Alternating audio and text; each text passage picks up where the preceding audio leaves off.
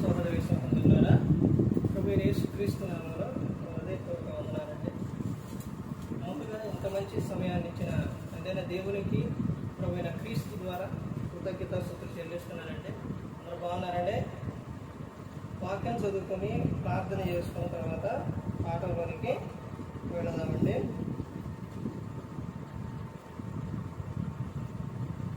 లూకా గారు రాసిన సువార్త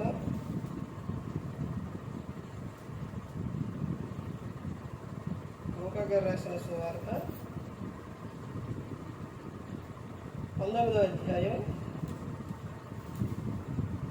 9వ వచనం. అందుకు యేసు ఇతరులను అబ్రహాము కుమారుడే, ఎందుకనగా నేడు ఇంటికి రక్షణ వచ్చి అన్నాడు. ప్రార్థన చేసి, పరలోకమందున్న మా తండ్రి, పరిశుద్ధుల ప్రేమ గల తండ్రి, గొప్ప తండ్రి, ఇంకొక తండ్రి, మీ ప్రియ కుమారుడు యేసుక్రీస్తు ప్రభువారి ద్వారా కృతజ్ఞతాస్తుతులు చెల్లిస్తున్నాము నాయన. ఈ రాత్రి వేళ మా అందరితో మాట్లాడమని మా ప్రభువైన యేసుక్రీస్తు నామములో వేడుకుంటున్నాం తండ్రి. ఆమేన్. ప్రభువైన యేసుక్రీస్తు నామములో హృదయపూర్వక వందనాలండి. దేవుని కుమారుడు యేసుక్రీస్తు ప్రభువారు ఈ లోకానికి వచ్చిన తర్వాత పరలోక రాజ్యం సమీపిస్తుంది కనుక మారు మనసు పొందమని ప్రకటింప మొదలుపెట్టారు. అంశం పాట పేరు నేడు ఈ ఇంటికి రక్షణ వచ్చి ఉన్నది. నేడు ఈ ఇంటికి రక్షణ వచ్చి ఉన్నది. ఇంటికి రక్షణ వచ్చి ఉన్నది. ఎలా రక్షణ వస్తుంది? ఎలా వస్తుంది? రోమీయులు రాసిన పత్రిక 10వ అధ్యాయంలో చెబుతారన్నమాట. రక్షణ ఎలా వస్తుంది చూడండి. అపోస్తలుడైన పౌలు గారు రోమీయులు రాసిన పత్రిక 10వ అధ్యాయం 9వ వచనం. అదేమనగా, యేసు ప్రభుని నీ నోటితో ఒప్పుకొని దేవుడు మృతుల నుండి ఆయన లేపినని నీవు హృదయమందు విశ్వసించిన ఎడల నీవు రక్షింపబడుదువు. ఎలా రక్షణ వస్తుంది? మొట్టమొదటిగా ఏంటంట, యేసు ప్రభుని నీ నోటితో ఒప్పుకోవాలి.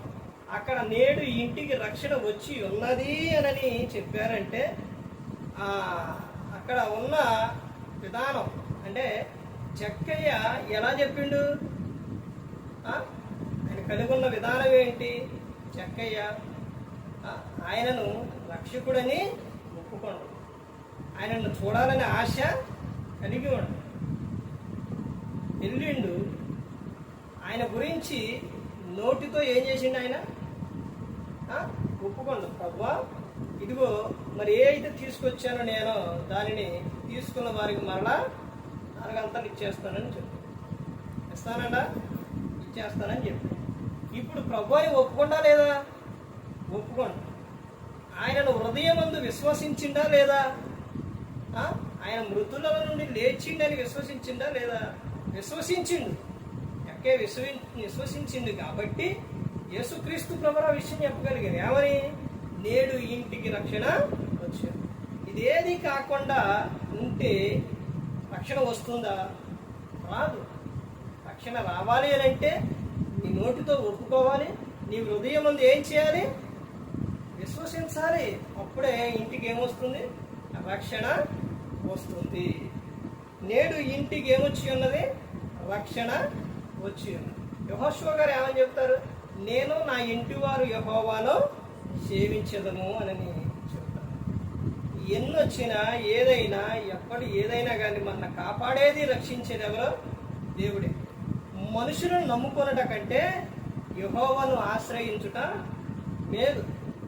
దావీదు గారు ఆయన అన్ని సమస్తం వాళ్ళ భార్యలేంటి, ఆస్తులేంటి అన్నీ తీసుకుపోయిన తర్వాత దావీదు గారిని అడిగినప్పుడు నువ్వు ఎవరి చేతిలో పడతావు అని అంటే, మనుషుల చేతిలోనా దేవుని చేతిలోనా ఎవరి చేతిలో పడతావు అంటే ఆయన ఏం చెప్పిండు? నేను దేవుని చేతిలోనే పడతాను అని చెప్పాడు. మనం ఏదైనప్పటికీ కూడా దేవుని చేతిలోనే పడాలి, దేవుని చేతిలోనే ఉండాలి. మనుషులు ఏం చేస్తారు? మాయ చేస్తారు. మనుషులు ఏం చేస్తారు? నమ్మిస్తారు. మనుషులు ఏం చేస్తారు? మోసం చేస్తారు. మనుషులు ఏం చేస్తారు? వదిలేస్తారు. అర్థమవుతుందంటే మనిషి పరిస్థితి ఎలా ఉంటుంది అని అంటే, మనిషి విధానం ఎలా ఉంటుంది అని అంటే, ఒక సామెత చెబుతారు. ఏంటది? బెల్లం ఉన్నంతసేపే ఈగలు అని చెప్తారు. ఆ బెల్లం అయిపోతే, తీపి అయిపోతే ఏమైపోతుంది? ఈగలు ఎగిరిపోతాయి అంతే. అలాగే ఒక వ్యక్తి దగ్గర మనకి ఏదైనా అవసరం ఉంది అని అంటే, ఆయన దగ్గర ఏదైనా ఉంది అని అంటే అక్కడకు జనం ఎలా ఉంటారు? అసలు ఆ వ్యక్తిని విడిచిపెట్టారు. ఏదన్నా ఒక ఆపద వచ్చిందని అంటే ఏం చేస్తారు? వదిలిపెట్టి వెళ్ళిపోతారు. ఈ సందర్భంలో యోబు గారి జీవితంలో జరిగిన విషయం ఏంటి? ఆయనకు అన్ని కోల్పోయిన తర్వాత వాళ్ళు వచ్చి ఆయనను ఏ విధంగా మాట్లాడారు? రకరకాలుగా మాట్లాడారు. అది వరకు నోరు తెరిచారా? తెరవలేదు. కానీ ఆయనకు అనారోగ్యం వచ్చి అన్నీ పోయిన తర్వాత, అనారోగ్యం వచ్చిన తర్వాత వాళ్ళ ఇష్టానుసారంగా మాట్లాడారు. నువ్వేదో చేసి ఉండవు, నువ్వు చేసినవు కాబట్టి ఎలా వచ్చింది. చూసారా మనిషి మాటలు?